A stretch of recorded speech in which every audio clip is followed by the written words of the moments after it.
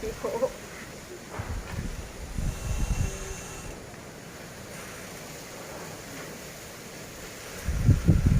กับทางไทยสบายดีเด้อจ้ะพี่น้อง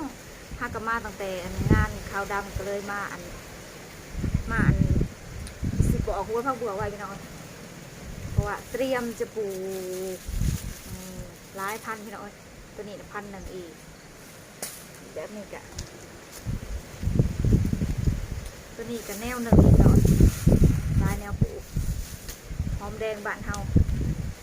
แต่อันนี้สิเป็นตัวนี้สิเป็นกระเทียมพี่น้องนี่กระเทียมโทนบ้านเฮานี่พี่น้อง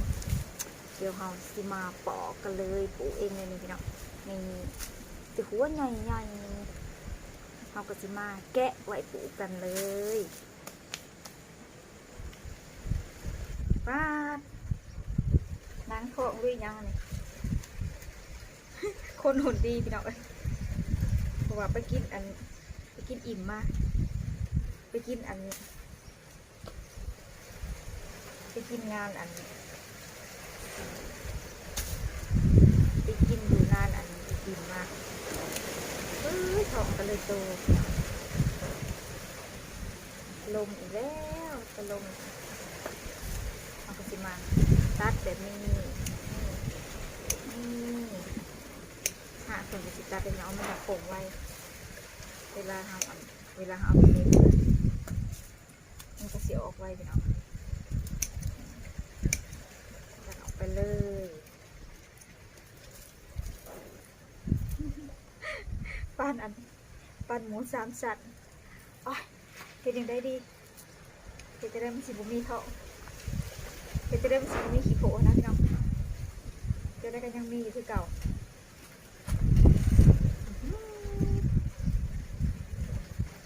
นี่ก็ยาดอกคนมีพุงเป็นสีแบบนี้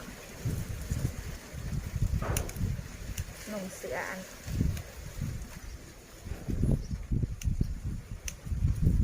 หัดพุงเลยโผล่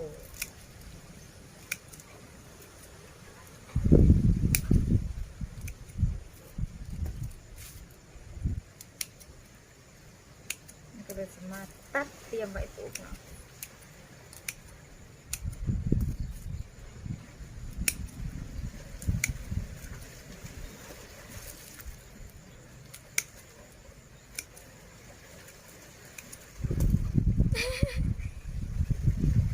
พุงอันนี้มันพุง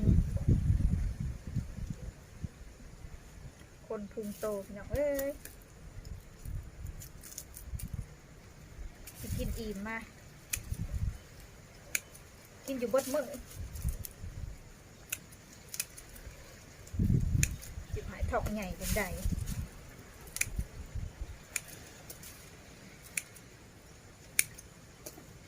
กินจนขับพี่น้องเอ้ย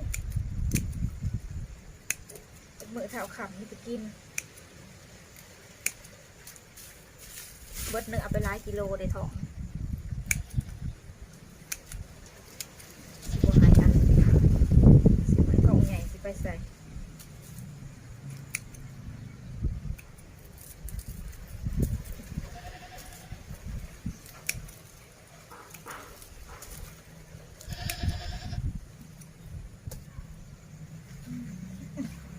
อัดพุ่งเลยกั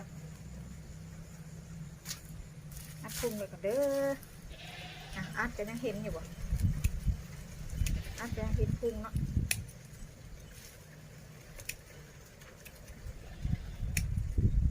เห็นก็เห็นดอกขนาดอัดไว้ยังเห็นซ้ำได้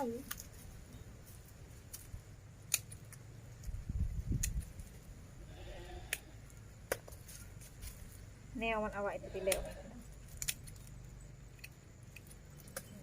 มาปลูกไว้อีก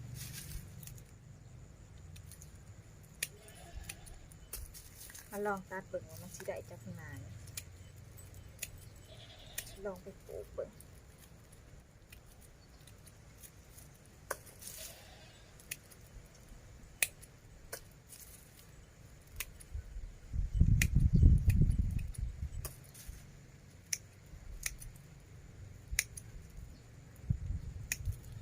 ลมจังปรุงไว้พี่น้อง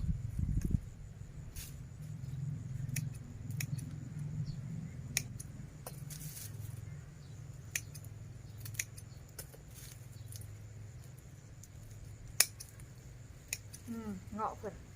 ออกเลยสิหนีบออกหนีบออกให้มันโป่งใหม่มันจะงาม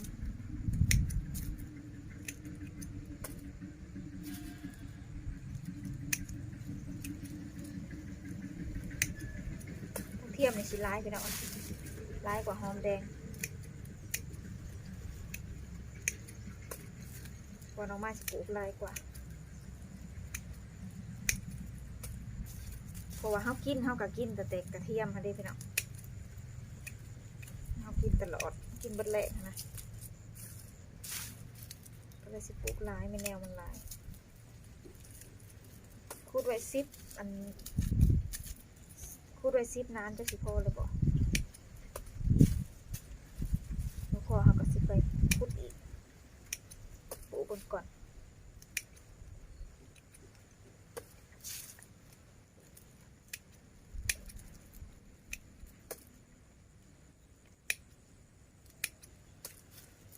ออกหน่อก็เลยครับจะเน็บออกเลย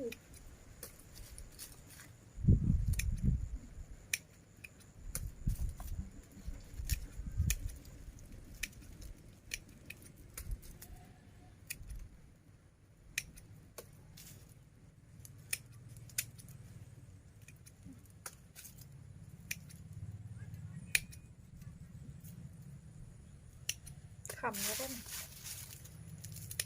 กัดแล้วก็เนาะ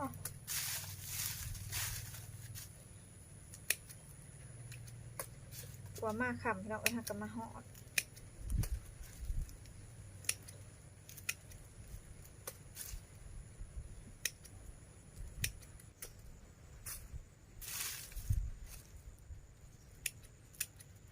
หนาวแล้ว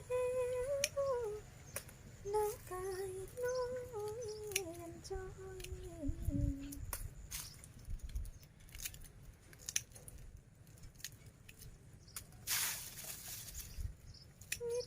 ใส่ไม้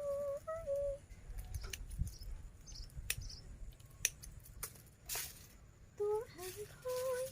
แล้วหายมองมา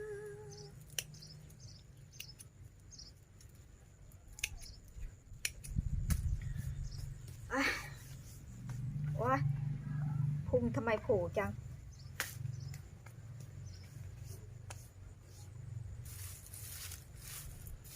อันนี้สิเป็นกระเทียมหัวใหญ่อยู่ได้พี่น้องนี่หัวปักใหญ่หนึ่งนี่กระเทียมโทนบ้านเฮาแนวบ้านเฮาเองพี่น้องกระเทียมน้อยห่างแต่ว่า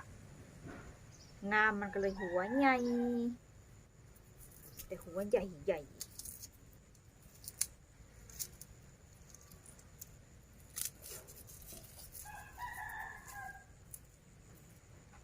นี่เฮาก็ตัดคือกันพี่น้องกระเทียมนี่เฮาก็ตัดคือกันเฮาก็ตัดไว้เป็นอันคือกันพี่น้อง